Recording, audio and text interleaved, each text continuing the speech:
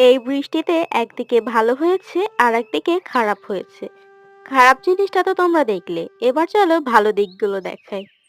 বৃষ্টির পানি পেয়ে দেখো এই বটেলি গাছ কতটা সতেজ হয়ে গেছে। আর এর ভিতরে অনেকগুলো গাছ রয়েছে। এখান থেকে গাছগুলো না তুললে হয়তো দম আটকেই মারা যাবে। আর এই যে রেইন লিলি, যেটা বৃষ্টির পানি পেয়ে বড় হয়ে উঠেছে। আর এর বাল্বগুলো কয়েকদিন আগেই বসিয়েছিলাম। আর ইনি হচ্ছেন আরেকজন, যে কিনা এই গ্রীষ্মের ফুলের সঙ্গে জোর দিয়ে কম্পিটিশন করছে। দেখো, এর থেকেও কিন্তু ফুল হয়েছে। আর এই যে বৃষ্টির পানির কারণে গোলাপের নতুন নতুন ডাল বের হচ্ছে, এখানে কুঁড়িও হয়েছে। তো তোমরা কমেন্টে জানিও তোমাদের ওখানে বৃষ্টি হয়েছে কিনা, আর আমার চ্যানেলটাকে সাবস্ক্রাইব করো।